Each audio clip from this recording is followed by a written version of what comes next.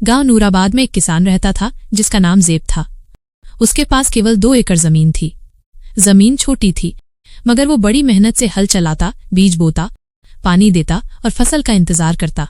उसकी जिंदगी का सबसे बड़ा सपना था कि उसका बेटा अवैस एक दिन सुधर जाए और खेत को अपना समझे।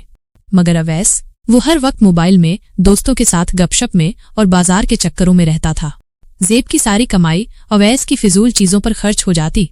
कभी नए जूते, कभी महंगा फोन कवर, कभी होटल की चाय। एक दिन ज़ेब खेत में हल चलाते चलाते थक गया।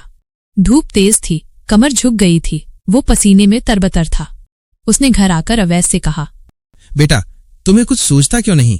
मैं बूढ़ा हो गया हूँ। ये जमीन तुम्हारी है, तुम्हें संभालनी है।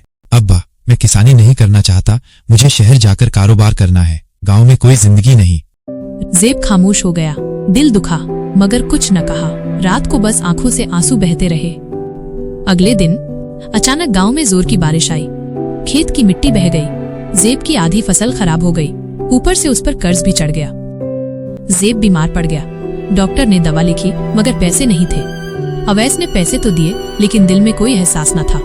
कुछ दिन बाद अवैस शहर गया। वहाँ उसके दोस्त बड़ी बड़ी बातें करते थे। तू किसान का बेटा होकर भी खेती से शर्माता है? तेरे अब्बा खेत में मर रहे हैं और तू होटलों में घूम रहा है। ये बात अवैस के दिल पर लग गई। अवैस की आंखों में पहली बार शर्मिंदगी आई। अवैस अगले दिन गांव वापस आया। बाप के सिराहने बैठा, सर झुकाकर बोला, अब्बा, मैंने बहुत वक्त बर्बाद किया, आपका दर्द नहीं समझा। अब मैं सब बदल दूंगा। अगर नीयत सच्ची हो तो जमीन भी अपना सीना खोल देती है। नया आगाज। अवैस ने खेती का काम शुरू किया। वह YouTube से वीडियो देखकर खाद और पानी का आधुनिक तरीका सीखने लगा।